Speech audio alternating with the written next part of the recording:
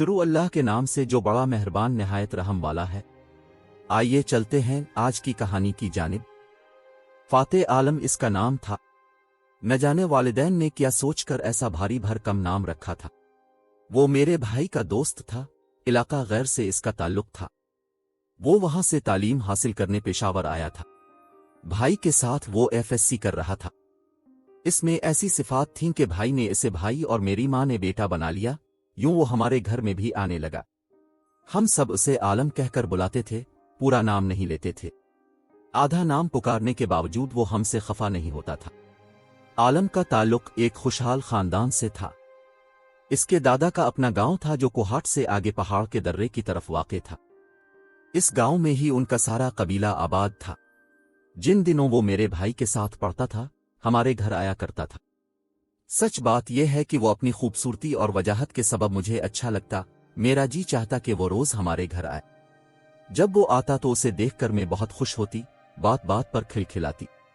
मेरी अम्मा ने एक रोज मेरी खुशी को भांप लिया और कहा, बेटी तुम जरा अपने आपे में रहो और आलम के आने पर इस कदर दांत निकालने की जरूरत नहीं, क्योंकि वो एक ऐसे खानदान से ताल्लुक रखता है जहां आपस की दुश्मनियां और खून खराबे होते हैं। इन लोगों के कंधों पर हर वक्त बंदूक रहती है। क्या हम ऐसे खानदान में बेटी के रिश्ते के मुतहम्मिल हो सकते हैं जहां सर की कीमत बंदूक की एक गोली से चुकाई जाती? मेरी समझ में मां की बातें नहीं आए। मैंने जाना वो मुझको डराने के लिए ऐसी बातें कर रही हैं। इन दिनों में मैट्रिक की तालिबा थी और इस उम्र में तो बस ख्वाब ही अच्छे लगते हैं। वक्त गुजरता रहा और मैं आलम के सपने देखती रही। वो क्या मेरे बारे में सोचता था, मुझे इसका कोई इल्म न था। वो मेरे भाई की दोस्ती के एहतराम में हम लोगों की तरफ आंख उठाकर भी नहीं देखता था।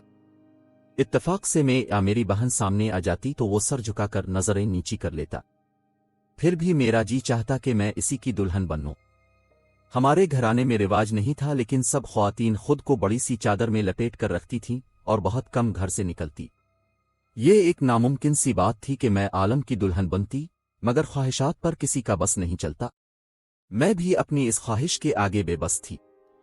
एक दिन सोचा जानना चाहिए कि मेरे बारे में उसकी क्या राय है, लेकिन मसला ये था कि इससे बात कैसे की जाए।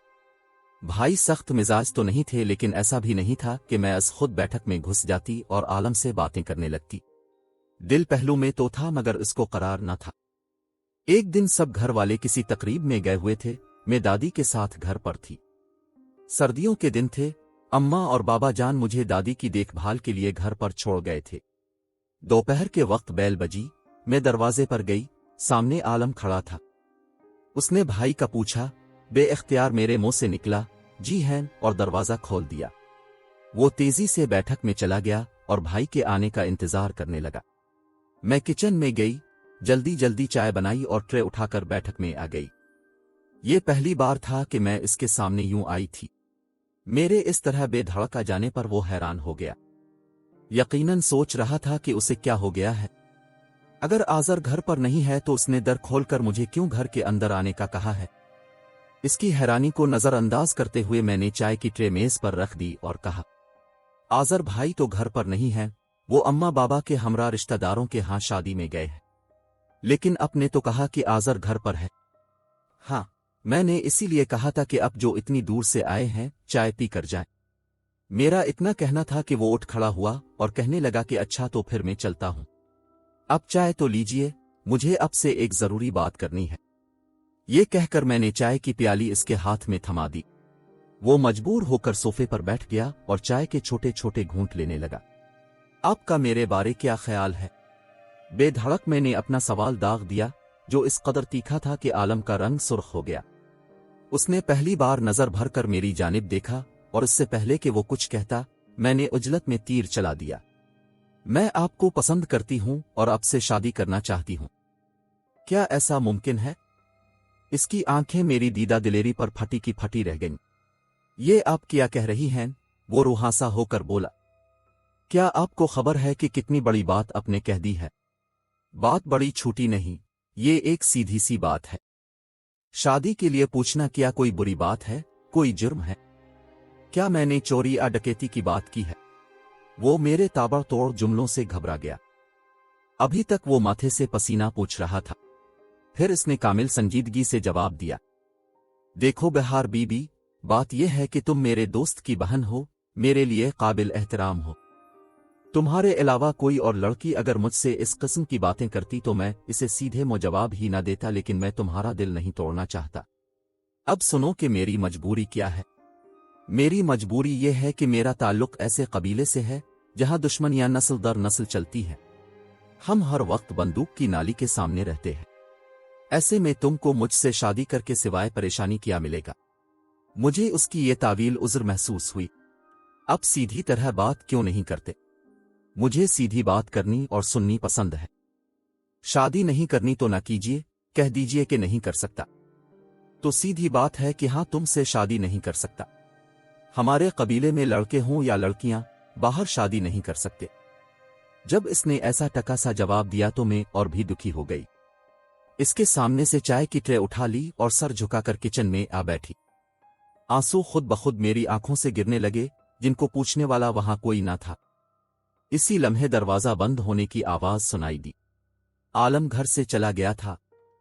इस बिलमुशाफा गुफ्तगू का एक फायदा यह हुआ कि इसके बाद मैंने आलम के सपने देखने छोड़ दिए और पढ़ाई में दिल लगा लिया।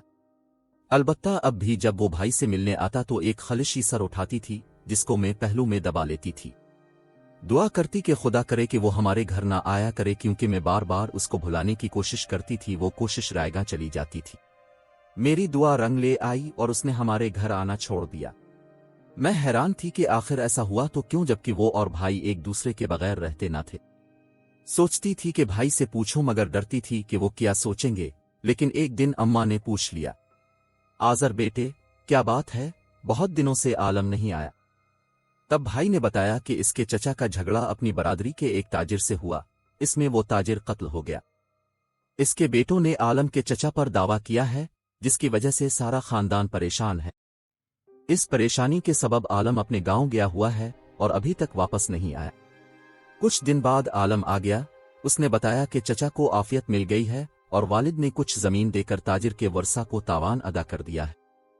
कभी उम्मीद है कि राजी नामा हो जाएगा, लेकिन इसका चचा ठीक आदमी ना था। गांव के सभी लोग इससे नाखुश थे, जबकि मकतूल ताजिर भी कोई गैर ना था। वो आलम के चचा और वालिद का चचाजाद था, जिसकी जमीन वो हड़प करना चाहता था। बहरहाल राजी नामा तो ना हुआ, मगर किसी तरह इसके चचा जान की बख्शी हो गई। ये दुश्मनी अभी चल रही थी कि आलम की फैमिली एक और दुश्मनी की लपेट में आ गई। इसके ताया का बेटा राहत अपने दादा के भांजे शफी खान के साथ पानी के मसले पर झगड़ पड़ा। दोनों ने एक दूसरे पर गोलियां चला दी। शफी के दो भतीजे जख्मी हो गए। उनके पांव में गोलियां लगी, जो बाद में ठीक हो गए, लेकिन एक मामूली लंगड़ा हो गया। इस पर थाने में रिपोर्ट दर्ज करा दी कि शफी खान ने हमारी दुकानों को नुकसान पहुंचाया है, हालांकि इसने खुद ही अपने गोदाम में आग लगाई थी। जवाब में शफी ने भी दावा कर दिया। यूं आलम के खानदान की अपने कबीले के एक दूसरे घराने से भी दुश्मनी चल पड़ी। इन दिनों वो बड़ा परेशान था। उसने मेरे भाई से कहा कि शायद मैं काफी दिन तक ना आ सकूं, कॉलेज भी छोड़ना पड़ेगा। देखो इस दुश्मनी का क्या अंजाम होता है। आज़र भाई ने उसे तसल्ली दी कि क्यों मायूस होते हो। वो बोला, आज़र, तालीम की खातिर मैं बचपन से झगड़े पसंद नहीं करता। इस झगड़े और लड़ाई में मेरे ताया और बाबा जान भी मौजूद नहीं थे। इसके बावजूद शफी ने हम पर दावा कर दिया है। सितम यह कि हमारे जितने रिश्तेदार गांव में हैं, वो सब उनकी तरफ हैं और हमारे दुश्मन बन गए हैं। गांव के बीचों बीच हमारा घर है। अब हमें अपना गांव भी छोड़ना पड़ेगा। कुछ दिनों के बाद आलम का खत आ गया। लिखा था कि हम दूसरे गांव चले गए हैं।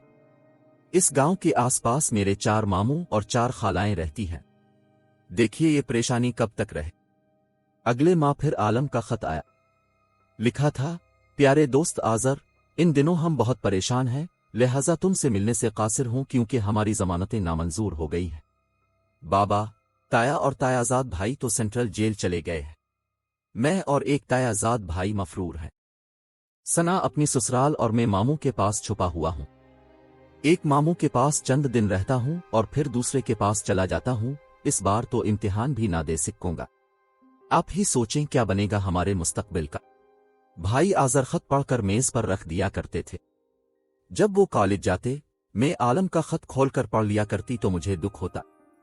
अब मुझे आलम की बात समझ में आ रही थी कि वो क्यों कहता था कि हमारी तुम्हारी शादी नहीं हो सकती, ये नामुमकिन है।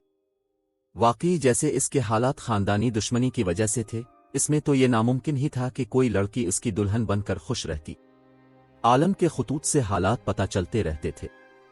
اس کی ماں اور 2 بہنیں، تائی اور تائی کی بیٹیاں، سبھی در بدر ہو گئے تھے۔ دشمنی کے سبب وہ اپنے گاؤں، اپنے گھر بار فروخت کر کے رشتہ داروں کے ہاں پناہ لینے پر مجبور تھے۔ اس کے 2 چھوٹے بھائی بھی کسی خالہ کے پاس اور کبھی کسی ماموں کے پاس ہوتے تھے۔ دونوں چھوٹے بھائیوں نے بھی تعلیم چھوڑ دی تھی۔ یوں ہی 2 سال گزر گئے۔ اس کے ماموں اور خالائیں ان سے تنگ آ چکے تھے۔ وہ اب عالم اور اس کے بھائیوں کو پناہ دینے پر تیار نہ تھے، اس وجہ سے عالم کا دل پریشان رہنے لگا تھا۔ اس نے یہ خط تفصیل سے لکھا تھا اور جوابی خط کے لیے پتہ بھی لکھ دیا تھا۔ بھائی نے عالم کو خط لکھا کہ تم میرے پاس آ جاؤ، اللہ مالک ہے، دیکھا جائے گا۔ اگر تمہاری وجہ سے کوئی میرا دشمن بنتا ہے تو بن جائے، مگر عالم نہ آیا۔ اس کا خیال تھا کہ شہر میں جاننے والوں میں سے اگر کسی نے پولیس کو اشارہ بھی کر دیا تو وہ پکڑا جائے گا۔ 1 ماہ بعد اس نے خط لکھا کہ ابھی تک وہ اپنے دوست صابر کے پاس ہے اور اسے اس بات کا قلق ہے کہ اس کی ماں 2 بار اپنے بھائی کے گھر ملنے کو آئی، مگر ماموں نے اسے بتایا کہ عالم ادھر سے چلا گیا ہے۔ تبھی بیٹے کی جدائی کے صدمے سے وہ ذہنی توازن کھو بیٹھی ہے۔ وہ گھر سے نکل جاتی ہے، لوگوں کو پتھر مارتی ہے اور لوگوں کے پتھر کھاتی ہے۔ وہ شاید یہ سمجھتی ہے کہ میں اس دنیا میں نہیں رہا ہوں۔ میرے جیسی قامت کے کسی نوجوان کو دیکھتی ہے تو اس کے پیچھے بھاگتی ہے، حتیٰ کہ اس کے گھر میں داخل ہو جاتی ہے۔ چھوٹے بھائی نے ماں کو مینٹل ہاسپٹل میں داخل کرا دیا ہے۔ ادھر ماموں کی بیوی کرنٹ لگنے سے فوت ہو گئی ہے۔ ماموں کا گھر بھی ویران ہو گیا ہے اور ان کے 6 بچے ماں سے محروم ہو گئے ہیں۔ یہ خط پڑھ کر میں حیرت میں ڈوب گئی کہ یہ کیسی پریشانیاں ہیں جو اس بیچارے کو گھیرے ہوئے ہیں۔ خدا کی قدرت، اس کے بعد والا اس کا خط خوشی سے بھرا ہوا تھا۔ لکھا تھا، مبارک ہو میرے دوست، والد صاحب، تایا اور تایازاد بھائی رہا ہو گئے ہیں اور میرے چھوٹے بھائی نے کرائے کا مکان ڈھونڈ لیا ہے۔ اماں کی طبیعت بھی کافی سنبھل گئی ہے۔ اب میں پنڈی جا رہا ہوں، وہاں جا کر نیا پتہ لکھوں گا۔ 15 روز بعد عالم کا خط پنڈی سے آ گیا کہ ہم سب گھر والے پنڈی آ گئے ہیں۔ یہاں میں کسی کو اپنا اصل نام نہیں بتاتا، ایک فیکٹری میں کام شروع کر دیا ہے۔ چھوٹا بھائی بھی ملازمت کر رہا ہے۔ والد صاحب کریانہ کی دکان ڈال رہے ہیں۔ گرچہ اپنا گاؤں چھوڑنے کا رنج ہے، لیکن جب حالات درست ہو جائیں گے تو وہاں چلے جائیں گے، کیونکہ اب ہمارے اچھے دن آنے والے ہیں۔ اچھے دنوں نے مگر وفا نہ کی۔ عالم کے تایا کو رہا ہوئے 6 ماہ بھی نہ گزرے تھے کہ شفیع نے اس کو گولی مار دی۔ عالم کا چھوٹا بھائی اور والد بھی بندوقوں کی زد میں آ کر زخمی ہو گئے۔ صلح کے لیے ان لوگوں نے جرگے بھیجے، لیکن انہوں نے پھر بھی غلط قدم اٹھایا۔ پھر شفیع کی طرف سے راضی نامے کی پیشکش ہوئی۔ عالم کے تایازاد بھائی راضی ہو گئے۔ ان دنوں ثنا جو مفرور تھا، اس نے عافیت کی درخواست دی لیکن منظور نہ ہو سکی اور اس کے بعد والد کا قتل ہو گیا۔ تایا کے قتل کے بعد عالم بہت ہی پریشان تھا کہ پھر اس کے بھی والد کا قتل ہو گیا۔ عالم کا خط آیا کہ میں پھر راضی نامے کے لیے جا رہا ہوں تاکہ اس خون خرابے کے باب کو بند کیا جا سکے۔ 6 سال سے مفرور کی زندگی گزار رہا ہوں، یہ بھی کوئی جینا ہے۔ اسی لیے تایا اور باپ کے قاتلوں سے پھر بھی راضی نامہ چاہتا ہوں تاکہ میں بے خوف ہو کر اب سے ملوں۔ پڑھائی کے چھوٹ جانے کا بہت افسوس ہے، میں بہت پیچھے رہ گیا ہوں۔ ارادہ ہے کہ دوبارہ پڑھائی شروع کر کے امتحان دوں۔ میں نے کسی وقت بھی اللہ سے شکایت نہیں کی۔ میں اللہ تعالیٰ کا مشکور ہوں کہ اب میرا کڑا امتحان ختم ہونے والا ہے۔ یہ آخری خط عالم کا بھائی کے پاس آیا تھا۔ خط میں پنڈی کا پتہ لکھا تھا، اس لیے میں، اماں اور بھائی عالم کے گھر پشاور سے پنڈی گئے، اس کی ماں اور بہنوں سے ملے۔ وہ سیدھی سادی، پیار کرنے والی عورتیں تھیں۔ طویل عرصے تک یہ خاندان بکھرا رہنے کے بعد اکٹھا ہوا تھا اور ان کو سکون میسر آیا تھا، پھر بھی عالم کی والدہ کے چہرے پر گزرے ہوئے کٹھن وقت کے اثرات نمایاں نظر آتے تھے۔ اس روز چند لمحوں کے لیے عالم کو اکیلے میں مجھ سے بات کرنے کا موقع ملا تو اس نے پہلا سوال یہی کیا، کیا اب بھی آپ کو میری بات سمجھ میں آ گئی یا آپ ابھی تک مجھ سے ناراض ہیں؟ میں آپ سے ناراض نہیں ہوں۔ واقعی اب لوگوں کی زندگی بڑی کٹھن ہے، میں نے جان لیا ہے۔ تو پھر کیا ارادہ ہے؟ میری دلہن بنوں گی؟ ہرگز نہیں عالم، میں اتنی آزمائشوں کی متحمل نہیں ہو سکتی۔ میں اس کو یہی جواب دینے والی تھی مگر نہ دے سکی، کیونکہ اسی وقت اس کی اماں اور والدہ وہاں آ گئیں اور الفاظ میرے لبوں تک آ کر رہ گئے۔ ہم اپنے شہر چلے آئے اور ہمارے آنے کے صرف 1 ہفتے بعد بھائی کو کسی نے خبر دی کہ عالم کو ان کے مخالف رشتہ داروں نے قتل کر دیا ہے۔ اف اس خوبصورت نوجوان نے جس کا نام فاتح عالم تھا کس قدر مجبور اور مصیبتوں بھری زندگی گزاری، اتنی صعوبتیں برداشت کیں، 6 سال در بدر چھپتے پھرنا، پیاروں کا خون بہا، پھر بھی راضی نامے پر آمادہ ہونا، لیکن اس کے قبیلے کی روایات نے اس کا پیچھا نہ چھوڑ۔ یہ نیک اتوار اور صلح پسند نوجوان بالآخر اپنوں کی دشمنی کی نظر ہو گیا۔ آذر بھائی عالم کی موت کی خبر سن کر پھوٹ پھوٹ کے روئے تھے۔ اماں اور میں بھی بہت غمزدہ اور افسردہ ہوئے۔ تب ماں نے مجھے کہا، اسی لیے میں نے تمہیں پہلے دن سمجھا دیا تھا اور تم کو میری بات سمجھ نہ آ رہی تھی، اب آ گئی ہے نہ سمجھ؟ ہاں ماں، بہت اچھی طرح میں نے جواب دیا، لیکن ان کو یہ باور نہ کروا سکی کہ پیار کی کوئی حدود نہیں ہوتی، اور یہ کہ عالم کے قتل ہو جانے کی خبر سن کر میں جیتے جی مر گئی ہوں۔ ناظرین، ایسی ویڈیوز دیکھنے کے لیے ہمارے چینل کو سبسکرائب کریں۔ مجھے دیجیے اجازت، خدا حافظ۔